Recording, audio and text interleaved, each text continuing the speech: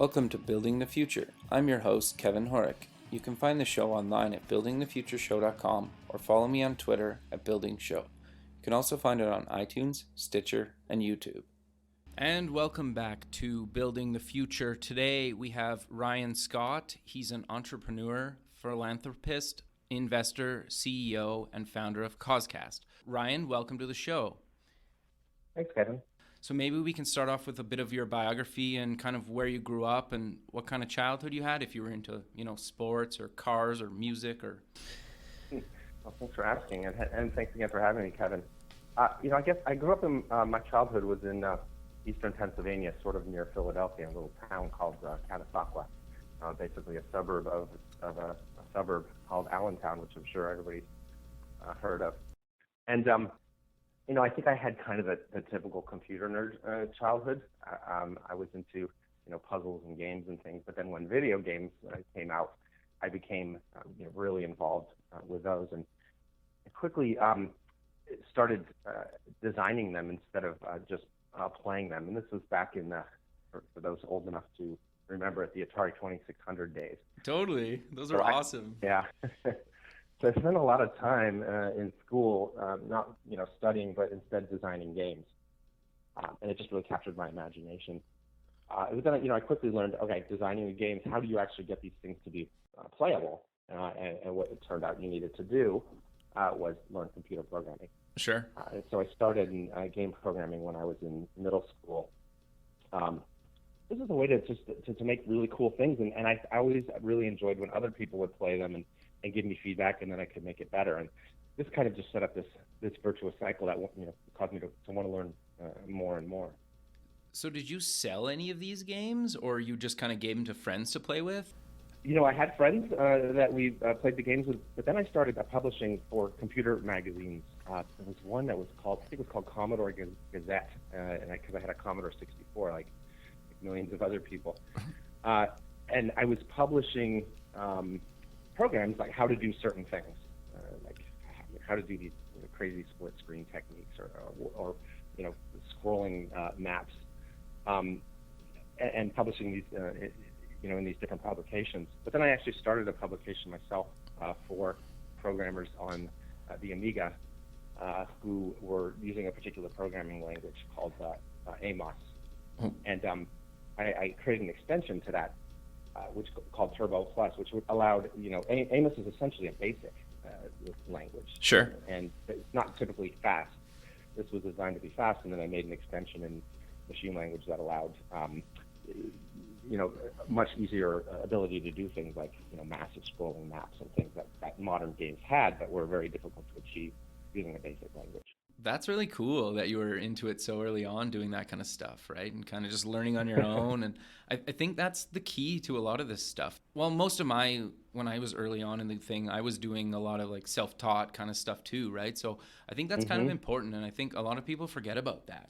Yeah, I think that's awesome. I think it's important to be able to take the hours that it takes to do it. And, they say that it takes about 10,000 hours to become an expert at something. Sure. So when you're a kid, that's a heck of a lot easier to do.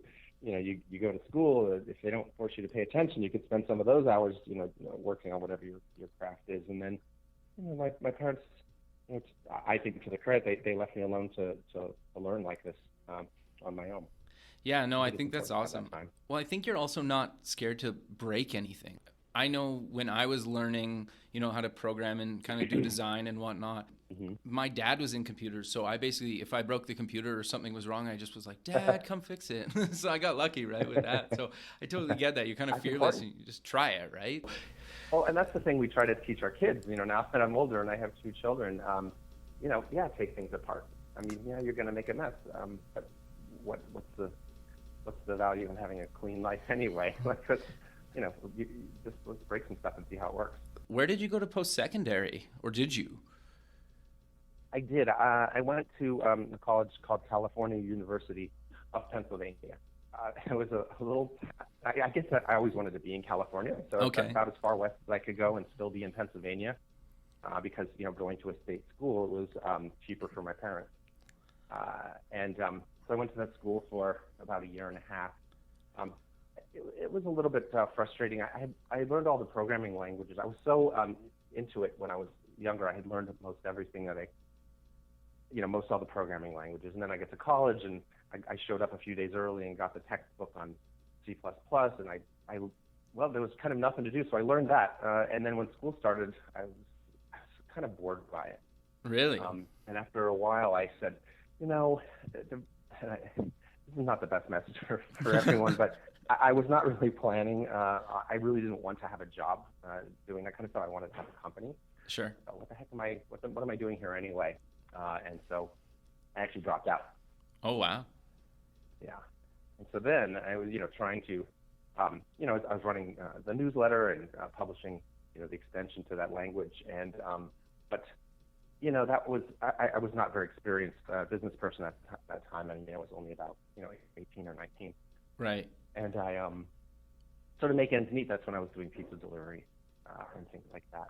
I have to say, pizza delivery is a great job for a young person because it pays a heck of a lot better than a lot of these types of jobs. It's essentially minimum wage, but you get tips. Right. The thing that I liked about it was that your brain is completely free to do other things while you're doing pizza delivery. You know how you drive from place to place and you wonder how you got there sometimes? Well, that's really good thinking time.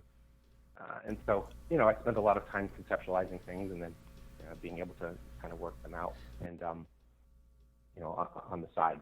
No, that's actually really interesting. Kind of low brain power. You're right. Yeah. I do a lot of my thinking like when I'm driving to and from work, or if I'm in the shower, or sometimes I wake up in the middle of the night and you can't get back to sleep because you're just constantly thinking about something. So yeah, I never thought about the pizza delivery guy angle from that, but no, that's awesome. I was getting paid to think.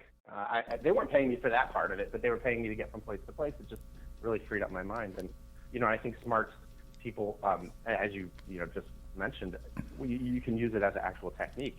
If you need to come up with an idea, get up from your desk and start walking around. Totally. So now people are just integrating this with their lives. Let's have walking meetings. They're so much more productive than sitting at a board table together. Well, I think like even Steve Jobs did a lot of his meetings just walking around his neighborhood. I think I read that in his book, if I can remember correctly. Yeah. So, there's something to be said for it. Were you a pizza delivery guy still when you started your internet email marketing company, Net Creations, or how did that kind of... No, that's a good question. The internet first became something that, the general public could get on. And when this first happened where I was at this point living in South Florida, one company started, oh my God, we can get on the internet. This is amazing. And of course, this was back when everything was just, text. Sure. And you were dialing up, and it was, it was wholly inadequate, but for the time it was astonishing. And I approached that ISP. The only job they had available was customer service manager, and so I came in, I took it, and started working with clients, getting them on the internet, things like that. But because I was a software developer, my biggest contribution there was to take their billing system, which was written on a piece of paper, and every day there would be like 10 new people that would sign up, and then the next month it'd be like 11 or 12. It was growing out of control, and I wrote some software to actually just automate that entire process. Wow. So then I was like, God, I really want to just be writing software for the internet. Well, one day, a woman named Rosalind Resnick came to the ISP. We started, at this point, this was before Mosaic, and I was making text-based web pages that would do different functions. And then all of a sudden, Mosaic browser comes out, and we have graphics on the internet, and this became very exciting for everybody. Totally, I remember that. I started designing web pages, and then this woman, Rosalind Resnick, came. She was writing about lawyers for the Miami Herald, and said, I have these law clients, and they would like web pages, and I don't know how to make them. So here I am at the ISP. Maybe you guys know how to do this. Well, the ISP really was not interested in it. They were just growing their dial-up business. I said, well, I'll do it. So we did a few websites for lawyers, and we did 2 of them, and then we won first and second place in the best. They started doing contests for these things, the best law firm website. This is a really interesting space. So we started developing web pages. The company we created was called Net Creations. We partnered on that. Okay. And she was, a more experienced business person, and I was, the tech guy. Right, And right. it was great. What we learned pretty quickly was that the hard part really wasn't making the website; it was actually promoting it. Sure. It was getting easier and easier to make web pages. Now there's nothing hard about it at all. But back then you had to get your site listed in all the search engines and directories out there. And at the time, there was about 400 of them that were actually worth promoting to. Sure. And what we found, we'd spend time making the website. That was all, pretty productive. But then we'd have to go and start promoting it and getting it listed everywhere. And it was just extremely time consuming. So what I set out to do was automate that process.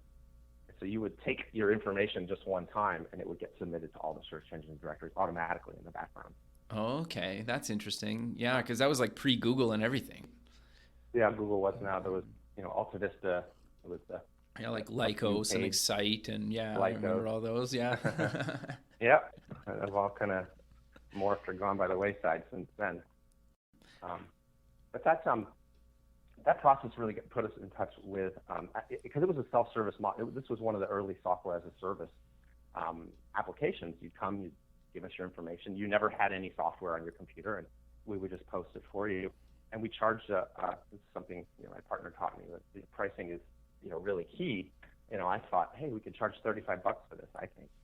She said, no, we're going to charge $1,000. That's really wow. She said, well, if you're in a small business, you really need to sell fewer products at a much higher price, sure, to make a lot of money. And so we tried that, and it was fantastic. The first year we did about $500,000. Oh wow, that's incredible! It was incredible because we were just running it from a spare bedroom in our house. That's hilarious. We really had no overhead at all. Sure. And that went really, really well. But as people were using it, we asked them, because we were using this for our own purposes. We said, hey, you're a webmaster. Would you like to sign up for these mailing lists? One's about chat servers, one's about, ad banner software, and things like that we were actually creating at the time. The company say, hey, get on our newsletter. We're going to send you commercial messages. And at the time, this is a little bit controversial back then. People didn't like commercial messages. Sure. But we were transparent about it, and people were opting in. Concept that the phrase sort of didn't exist at the time. You could opt out, but why would you opt in? But people did. And right. So we had a list of about 30,000 people. And one day, as we were, we did a mailing to it to promote some of our own software. Somebody replied. It was a circulation director for Ziff Davis Publications. They did Computer Magazine. And they said, is your list, for rent? Can we mail to it? I said, oh, yeah, I think the people would love what you have to offer. We did a mailing, and they got a 51% response rate. And we thought, holy cow, there's really something amazing here. We only have 30,000 names. I think we need a lot more names right now. Sure. We've got a major business. So what we did was develop software that allowed us to manage the mailing list for publishers like Ziff Davis. Oh, okay. And so they would put onto their site, as you sign up for things like a free magazine, or you're signing up for their website, or whatever that happens to be, we inserted another form in there that said, hey, would you like to receive commercial messages on these topics? Opt into this. And we're going to send you great stuff. It could be offers, it could be whatever it is, but all very transparent that this was an advertisement. Help, if you want to get off the list, you can get off the list. And that went gangbusters. We were managing the list for a bunch of major publishers, and ultimately, and towards the end, we did about $70 million a year in revenue. Oh wow! It was tremendous. And ultimately, we took that company public. We never took any venture capital. It was just so cash flow positive. We went public because our competitor went public and raised a bunch of money, and we thought we have to defend this space. Sure. There was no finance. There was no other reason to do it. The market was hot. But ultimately in 2001, we were as we were about to sell the company to DoubleClick, an Italian company came on in at the last minute, just before it was about to close, and offered us a cash offer, substantially better than what DoubleClick was offering, with no contingencies whatsoever. And so we had a fiduciary responsibility to take it, so we did. Sure. I guess it's kind of a no-brainer, right? I had to. Yeah. As a public company, you got to do what's financially in the interest of the shareholders. We just happen to be the largest shareholders. Right. So yeah, we took it, and that next day, I did not have to stick around. Oh wow. Was nothing holding me there. So moved. Like, how many employees did you have by the time you guys sold it off? There were about 70 employees. So we were doing about $1 million a year per employee, which is good. That's Um, awesome. yeah, yeah. We kept taking over space in our office building. It was really a kind of a rocket ship. So what did you end up doing kind of once you sold off Net Creations? Did you get right into Causecast? Did you take some time off? I didn't. I was a little bit burned out. We were in New York City at the time. I had already bought a house in Los Angeles. I really wanted to be in California. Sure. That's where I had always wanted to be. But when we were in Florida and started the business, my partner said, we're in the direct marketing industry. All of our competitors are in California, where you want to go, and all of our clients are in New York City, where she wanted to go. Right. And I said, you have an awesome point there. Let's go to New York City. And it was great that we did. Proximity was really, really important. Sure. So we did that. But ultimately, while we were making money, I bought a house in California, and then when we sold it, I moved out to California full time. Okay. And yeah, you're in San Francisco now, correct? But you moved to LA, right? Now. I did move to LA, and it was just that's kind of the place that has a stereotypical California allure. Sure. Especially if you weren't going to jump into starting a new business right away. No, makes a lot of sense. Yeah. I love LA and California, so I get the appeal for sure. Like, I spent a summer down in LA years ago, and yeah, it was probably the best summer of my life. So I totally get the appeal, and I love Northern California, but LA is I just love the weather and just going to, like, I really like live music too, so. And then just, great music scene. Yeah, and like everybody's doing something or trying to do something, and I just like that vibe. So I totally get the appeal of that. Sure. I'm curious then, how long, did you kind of, before you, started Causecast or started coming up with the idea for Causecast? It was a couple years of doing projects, like things that I wanted to get out of my system, like writing music. And at one point I wanted to have a nightclub. And so, I tried different things and, just built some home automation software as well. But it's kind of finding them not that satisfying. I was looking to get involved with running something major again. And so moved to San Francisco, which was very stimulating, and ultimately came up with the idea for Causecast. The initial version having to do with, it was more of a social network that involved companies, yes, but especially media and celebrities. And that really fit a heck of a lot better in Los Angeles. Sure. So spent a short time in San Francisco, but went back to Los Angeles and started Causecast there. Okay. But since that time, we've pivoted to recognize a huge opportunity in employee volunteering and giving, where you can really have like a big impact because you've kind of got this captive audience, and you also have a business that has an incentive to get people to do this stuff, get out in the community. And once we made that pivot, it was pretty clear that I needed to be back in San Francisco, right, where there's lots more companies, lots of investors. So we got much more of an ecosystem for that. No, that makes a lot of sense. So I'm curious then, you mentioned that some companies struggle a bit with attracting younger talent, some maybe they're a little bit more old school, or they're in industries that are, polluting the planet and whatnot. How is Causecast helping these companies, attract younger people or just people in general? Well, everybody who's graduating school right now, I say everybody, but the statistics will say something like 70-80% of people that are graduating expect to work for a socially responsible company. They don't necessarily believe that, they think about 36% of companies actually are socially responsible enough, but their expectation is that they're going to work for one of these companies. Sure. What we're finding is that companies that are not really talking about what they're doing that's good in the world don't have the kind of employer brand that these young folks expect to work for. And so, as we've seen, it's kind of notorious about millennials. Sometimes they'd rather stay at home than work for, a corporate bad guy. And if your parents allow that, they'll do that. Sure. And so the companies, you literally have no employee visibility if you're not doing good work at this point. And so companies are finding with their employees going out and volunteering and giving, often in ways that are related to what the company does or what the company builds. is a great way for their employees to feel like, because what they're looking for really is not kind of work-life balance. I think that's a fallacy. What people are really looking for is purpose. I totally agree. They'll work their asses off if you give them purpose. And that's the typical thing for an entrepreneur. They have purpose, and they'll work, 24/7 to get whatever it is done. So this helps with employee volunteering and giving. It really helps because you're using the corporate assets, the time and the dollars, and it's like with the matching or getting time off to volunteer. You're using corporate assets to do something good in the world, other than just focus on your product or service. And it really gives people need that extra thing, and it also really helps them bond with each other when they go out in the community and do this. They look at each other and say, like, "Look what we just did! This is awesome." Yeah, it's like really good team building. I've done that in the past. It really is. Just like Habitat for Humanity, I worked at a company a few years ago that took a couple of days, and we helped build somebody's house, and it was awesome. It was a great team building experience, isn't it? Exactly. Yeah, so it's pretty cool. What I'm seeing now, I have a friend who runs a site. It's called Triple Pundit. It's a great site. He was telling me, it's all about what companies are doing in terms of sustainability. Sure. He said about half of this traffic is people in the sustainability space.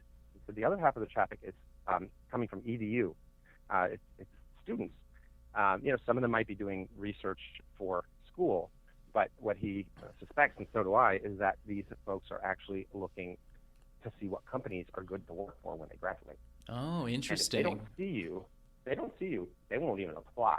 Wow. And so what I'm seeing with companies that aren't really getting that they need to talk about this stuff, they're too shy to talk about it for some reason, is that they're having trouble. Just their pipeline of candidates is drying up.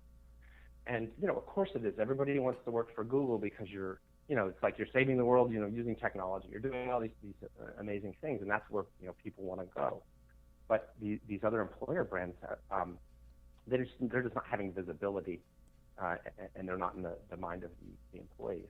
So I talked to a small medical device company out here, and they make some great products that save lives, and that's really the message I feel that they should be sending. But they're not. They're talking about if you are going to be employee, like, here's what you're going to make. You're going to get to live in California. Well, but when you look at it and you break it apart, you're like, well, you're not. You're living like in Livermore. Right. You're not living in San Francisco. And yeah, you're going to get paid X dollars, but that's not actually what the big thing is for the younger generation. They'll take a pay cut or they'll work someplace based way more on culture than on salary.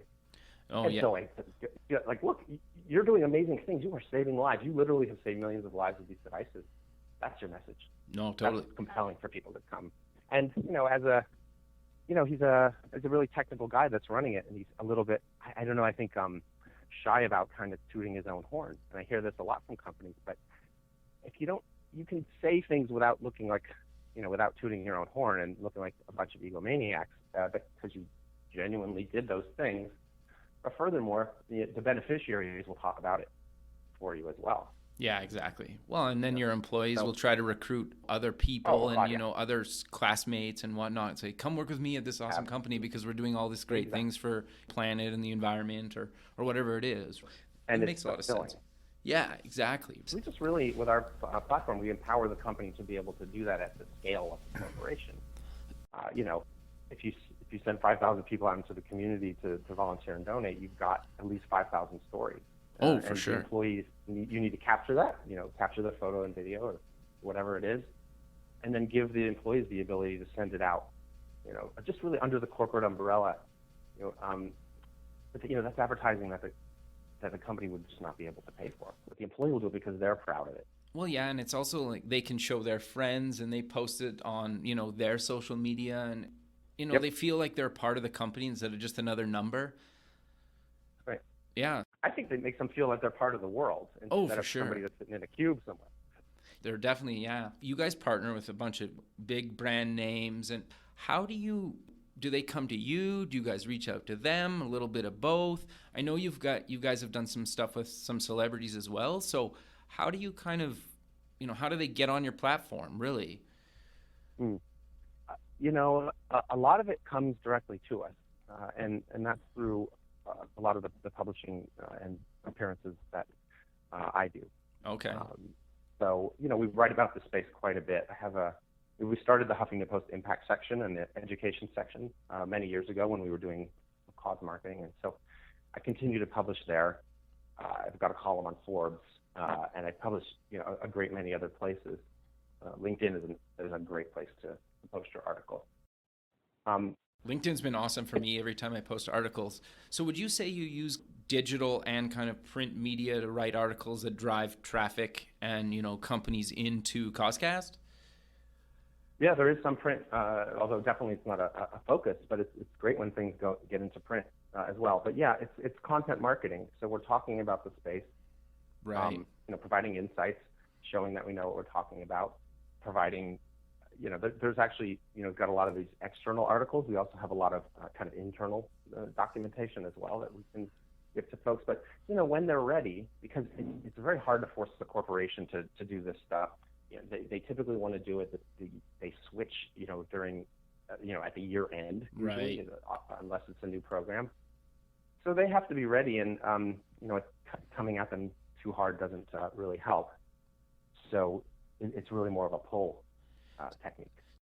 And they come right to our site and fill out the form. Do you find it's the company or the employees kind of go to, their managers or their supervisors and say, we want to do this, or is it a little bit of both? When the new program managers come to us who haven't done this before, we usually ask them, well, what is it that what kind of prompted this? And they'll say a couple things. One, we're having a lot of trouble attracting new folks, and we've just been reading a lot about how we have to do this. Oh, okay. The other is my employees just keep coming to me, and they're asking if we do it on donation matching. Can they have a day off for volunteering? And the answer can't be anymore, I don't know. Right. Or worse, no. It has to be yes, and we're working on it, or we're getting there as fast as we can.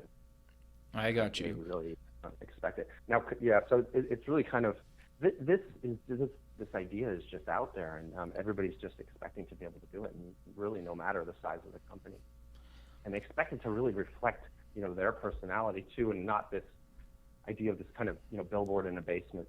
Where in the old days you used to have to fill out a paper pledge form. I'm going to donate these dollars. It's going to come out of my paycheck. You do that once a year, and the boss basically says, "Hey, everybody, this is our big campaign." Now it's got to be, "Oh no, we're doing this interesting thing next week. We've got this community, this group over here that's interested in, hackathons or teaching teens or whatever it happens to be." And being able to kind of set up their own groups, again under the corporate umbrella. But with not the corporation typically not kind of pushing it on people, but saying, hey guys, we're going to do a campaign this spring about education. Take this campaign and add opportunities to it that appeal to you and your group and your peers. And so the developers, again, they might do some sort of hackathon. Right. Designers might want to do something with designing, or designers might say, we don't want to do designing for these folks. We want to actually, help them with their business plan. So you can kind of use these opportunities not just as ways to use your skills to help folks, but to actually gain new skills. Right. Interesting. Yeah. For the benefit of the organization and yourself as an employee. No, that's then awesome. It becomes leadership. Then it becomes development as well. How big are companies use Causecast? Is it kind of small to medium? Is it medium to large? Kind of all over?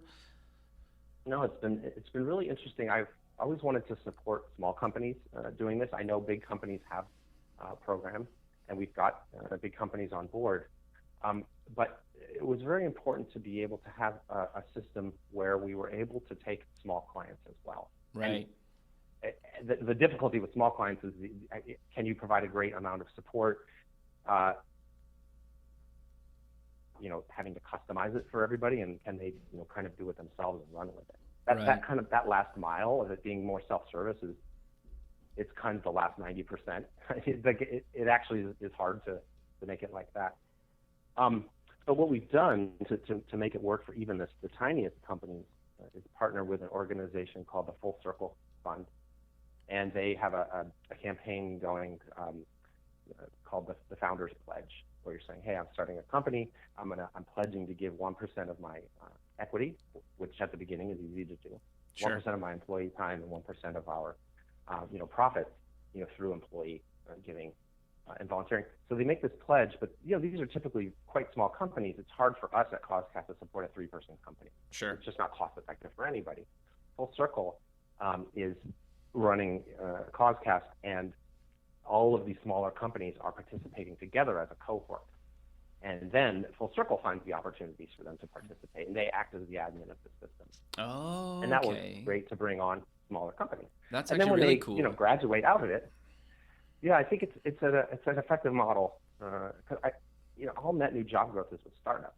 Bigger companies are not getting appreciably bigger, and so while they're really important to support and they do amazing things, and they often have the resources to do things at a massive scale, you can't walk down the street without bumping into the CEO of a startup. And when I talk to these folks and tell them what I do, they say, "Wow, well, we really want to do that. Can we do that as a small company? We thought we had to have an HR person to be able to do this." And I think an HR person is the point where you come to Causecast and say, "Yeah, I want this for my company." We're able to dedicate some folks to it, some resources. But the startups, they want to do it too. They understand that it's really key, and they have it. These kids, I'm going to call them kids. These kids that start these companies, they have it built into them too. They are these millennials that we're talking about in the next generation. So it's not even a question for them. It's just how. Yeah, no, that makes a lot of sense. And I think more and more people are just, if you can give back, why not? And it makes you feel good too, right? Mm-hmm. It really does. I think people see it as an obligation, but I don't think that. I think that's the older. That's why this idea of corporate social responsibility. Like, you got to be responsible. You're doing it because you kind of have to.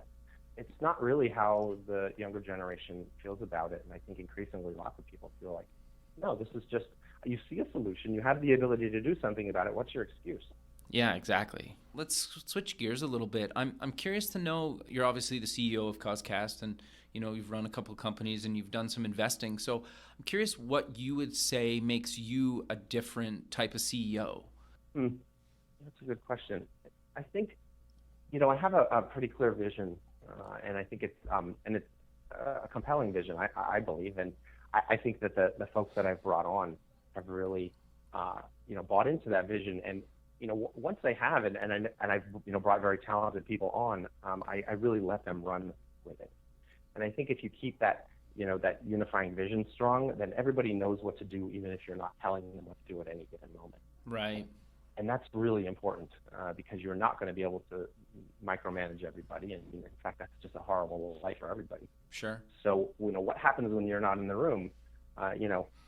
Do the rest of your employees, they know the vision and say, like, well, that's not something we do, or, oh, this is something that we do, and really own that vision themselves.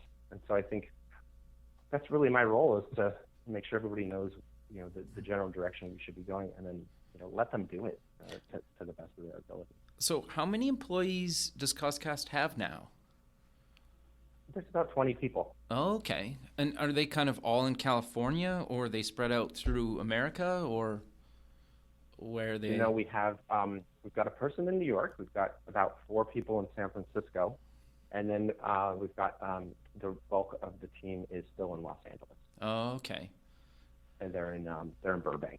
Oh, okay. Which is a wonderful place because it's closer to our developers, and it's right by the Burbank Airport, which is, I think it's one of the best kept secrets in America. I think the people in Southern California know about it, but maybe you don't tell people because it's a wonderful little airport.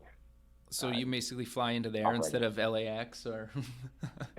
Yes, it's so much more convenient. I've heard that before, actually. I've heard the Santa Monica airport's not bad either, but is that true? That's another good one. Yeah. It's true. You shouldn't be telling all these secrets, right? Right. You've invested in some huge names in tech and kind of green renewable energies. What do you kind of look for when you're kind of making an investment? Company, is it person? Is it kind of combination of the two?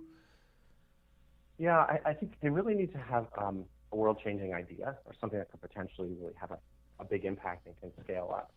And I think I've only made very few exceptions to that rule based on people that I liked. But the right way to do it is, in my opinion, it's got to have a world-changing idea. But it's got to be something that can scale. It has to have a business model behind it that's really going to work. Whereas I like to support nonprofits, but there's not often a business model there. Sure. But then, the entrepreneur's got to be really strong and be able to build a team to scale it up. And obviously you see this with, Elon and Tesla. But there's some exciting new companies, and I'd like to get involved with them pretty early. But now what I'm looking for is things that are very synergistic with Causecast in some way, or that I can provide, a ton of value if I'm going to get involved with it. That I can, when I look at it, I go, okay, I'm going to invest some time or money into this, which is, increasingly less. Sure. I don't have the time, but do I have a lot of contacts for this company, or is something that Causecast is doing, can it help that organization in some way? Right. So do you kind of just invest usually your time and money, or kind of one or the other, or it really depends on the situation? I won't put money into something anymore if I'm not going to put some time into it. Oh, okay. It just sense. doesn't work out for you in the past, or you just don't, you want to be more a part of it? I just have a really limited amount of time. I got you. So it's just, I don't need to do it for a financial investment. Right. And I do that really through the Launch Fund, which is run by my brother-in-law, Jason Calacanis. And that's where I do kind of just passive stuff where he's doing his due diligence in that. I didn't know he was your brother-in-law. I knew you guys have done a bunch of stuff together, but I didn't know he was your brother-in-law. That's pretty cool. I've never met him, but I've seen him talk at a conference a few years ago, and he's had quite the career as well. He's a great investor and entrepreneur. Yeah. So, is there any other companies that you kind of want to mention that obviously you've invested in Tesla, and I'm sure anybody that looks you up online knows that, and I'm sure you've talked about that a million times, but is there any other companies that you've invested in that you want to talk a little bit about, or or you kind of... Yeah, I appreciate you asking. There's maybe one or two. There's one called CariClub, and it's called what? Sorry. Yeah, CariClub. It's spelled CariClub. And what they do is this idea called junior board service. So nonprofits have boards of directors. Okay. And it's to get on the board of a nonprofit. Usually it's top people later in their career, and they've made a big financial commitment to the organization, and they get to be on the board. Being on a board of a nonprofit has so many development benefits for the individual. In terms of getting to run a smaller organization, kind of getting out of your comfort zone of what you typically do, focusing on a different area. You learn a lot by doing that, and so companies have recognized that being on a board is good employee skills development, and so they encourage folks to do it. But what does the early career person do who can't make a big financial commitment? What do they do to get onto boards? And so CariClub exists to help the organizations create their junior boards and teach them how to run them. That's pretty cool. And then goes to corporations and then helps them, with a platform, be able to actually volunteer with these organizations. They pair them together. That's really cool. I really love that. No, that's an awesome idea. I'll post the links in the show notes and whatnot, so people don't need to write them down. No, that's great. And I see synergy with Causecast. Obviously, we're always looking for great opportunities for people to get involved. It has to be more than just, going out and painting a mural, which is kind of the lowest skilled. There's a joke in the nonprofit space that organizations, take volunteers and they have them paint. They have one room dedicated to just letting volunteers paint it because they don't often have something for them to do or don't know how to leverage volunteers appropriately. Well, board services, that's very highly skilled. Right. Volunteering. So that's one. And I met a company over the past weekend. I was down in Los Angeles for a conference, and it's related to what we do. It doesn't. I think it has some interesting potential synergy, but it's a way of having videos become monetizable through donations, and they're doing things like having gamers compete with each other, and then as you're watching the stream, you can donate to whichever gamer you want, and then money goes to charity. And they did one where some celebrities were just hanging out in a house listening to music or playing games, and then people could watch, and then we're encouraging them to donate. And it turns out that this works. Hmm. It's any of those leaderboards and things like that, and how people are raising money for, they'd raise money for a particular gamer, like in support of him. Sure. It's a really interesting model. I think we can bring these type of actions to our employees base inside Causecast as a kind of a very simple thing that they can do. It's not always about donating your own $100 or your own 10 hours. But I also have a lot of connections in entertainment and plasma marketing, which I think fits in. And so I feel like I can help this organization. So that one's called Tiltify. Okay. And I think it's just super interesting. And I'm really, beyond that, trying to keep my time focused on Causecast. Right. But I find, just like, with board service, me participating as an advisor or investor to these companies is great development for me. This is kind of a good segue into kind of my final few questions for you. I know in previous interviews that I've listened to over the years, you've mentioned you've done yoga every day and kind of take time for yourself. Do you still do that every day? And how do you fit that into your busy life? Well, moving to San Francisco was really helpful because I can walk to my office. Oh, okay. In Los Angeles, I had to drive half an hour. Right. So I came to San Francisco, started walking up and down these hills and taking a lot of my phone calls walking. And you'll hear it, not in this interview, but when I'm talking to folks, I'm usually huffing up these hills. It's really great and energizing, and helps me eat the amazing food that's here without gaining too much weight. Yeah, San Francisco has amazing food. I love it there. It's pretty great. Yeah, it's special. But then, during a lot of our moves, I stopped working out as much, but I just started again a week or two ago. And I can walk down to that too. So I've had this a much more integrated life here than I did in Los Angeles, where I can walk my kids to school, I can walk to my office, I can walk to the gym. That's actually really interesting. Right, that alone, and I track it on my phone, right? So I can see that I'm doing at least 10,000 steps a day. Right. Pretty much blowing past that. And that really is my license to eat whatever I want. So I think that having a life where you can walk a lot is really, really important. That makes a lot of sense. Even during the summer here when it's not snowing, I usually try to park a block or two away. And I get it's not much, but it's nice just to kind of park and just walk into work, even if it takes a couple of minutes, and then walk back to the car at the end of the day of work and just clear your mind a little bit. So I totally get that. My next question to you is, obviously, like I mentioned before, you're super busy and, you have a family and you're married. And how do you kind of balance all that? I'm a new dad.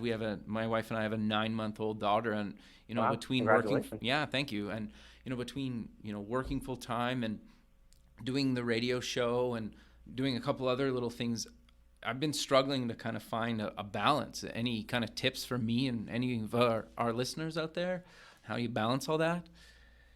You have a 9-month-old, so it's not like you can go jogging with your son or your daughter. I don't know. It's a daughter, yeah. Okay. Well, my wife, our son is 6. Our daughter is 3. Yesterday, my wife started this running class. I can't remember what it's called, something like Zen running, and my son went along. Oh, so it's great because your children have ridiculous amounts of energy, and if you don't get it out, it kind of explodes inside the house at the end of the day. Right. And that's the thing that after a while you're like, oh God, here comes nighttime again. Well, you really need to, because you come home and you don't have any energy left, but your children really do. Right. And I think it's about finding activities outside with them that you can do that are physical. Right. Being physical is really keeping your sanity. No, that makes. You just have to put it in there. You just have, maybe it's something else goes away, media time or something. You think you need that time to relax, but if you don't get that energy out of yourself or your kids, your brain just keeps buzzing. No, it makes it. Can't sleep without exercise. Yeah, for sure. So do you schedule that time in your calendar, or you just kind of, every night you just know? You really have to, otherwise it won't happen. Other things just get in the way. Even just answering your email, because it all feels so important. But right. It's often not. Yeah. Because I've been finding I'll come home from work and then I have an Android Wear watch and I just take that off and I usually just put the phone away and I play with my Another- daughter for a couple yeah. hours before she goes to bed. And then I kind of get back on the computer and do my thing, right? Usually once my wife goes to bed, but yeah, so I try to Yeah, check out for I a couple of hours after work just to hang out with them, because you're right. You get a couple email, then you get browsing the internet, and an hour goes by and your kid's sitting next to you and you're kind of like, what am I doing, right? So, Yeah. yeah. It's true. You got to that's actually what it is. It's about unplugging. Otherwise you could get testy with your children because of an email that annoyed you. For sure. Now what kind of parent are you? Yeah, exactly. I've noticed that a couple of times where something you're like, oh, and then my wife said something to me and I kind of like snap at her a little bit and you're like, oh, like I just did that because of that email. That's terrible. So yeah, I get that. So just like put it away. Yeah, it's like an angry bee in your pocket, right? Exactly. You really need to. That's awesome. That's good advice. So just to kind of close off the interview here, what advice would you give someone starting out? Any things that they should do or things that they shouldn't do? Based on your experience. There's been this great rise of incubators, and I think they provide so much value. I think that starting a new company today, you really want to be in an incubator right away. It's just going to short circuit a lot of the trial and error that you would have to do normally. And people can provide you advice, but it's not the same as being in a program where people will tell you like the right one tactical thing to do, and maybe they'll tell you why. They often can't give you the whole picture. Sure. So being in the incubator, you give away a little bit, but it's your first dollars into the company. It's completely worth it with what I've seen. Well, it's amazing what companies look like after coming out of it. This is my opinion anyway, and it sounds like you're in the same boat where I'd rather have a piece of something than 100% of nothing. Yeah, absolutely. I wish there was a lot more of that going on before. I'm glad that it is now, and I'd love to support the work that they do. But that's my advice to almost everybody. No, that's great advice, and I don't think very many people mention that. It's starting to become more and more popular, but that's definitely some really good advice for people starting out, and even if they're thinking of doing their own thing. Well, because I'll hear questions from an entrepreneur and say, and it's you say, oh, just do this, but there's a lot of background knowledge behind why you just do whatever that is. Right. And then they'll ask another question, and you just keep thinking like, you know what, we need to take about 10 steps back, and you just need a crash course in whatever. I can't provide it for you. Right. But the incubator absolutely would, and you come out, not only with that knowledge, but they have connections and investments, and if what you put together is great, the incubator invested money in you. They're going to help you find the next investor. Sure. So a lot of it, what I see with entrepreneurs is not knowing what to do and being paralyzed by it. Right. This takes away all of that stuff because they tell you here's what you do. And of course, entrepreneurship can be taught just like anything. If you feel like you've got that spark, an incubator is a great idea. Yeah, no, that's great. And that's a great, ending to the show. Really, really appreciate you being on the show. Again, I'll post the Causecast.com and at Causecast on Twitter, and you're Ryan_Scott on Twitter.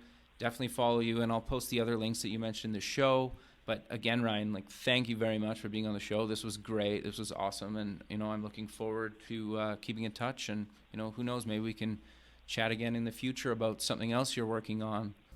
Wonderful. I would love that. Thanks, Kevin. I really appreciate it. Thanks for listening. If you're going to be in Fort Lauderdale, Florida, February 16th and 17th at the Startup Expo and want to meet up and record a show, reach out to me at buildingthefutureshow.com or on Twitter at buildingshow. The music for the show is provided by Electric Mantra.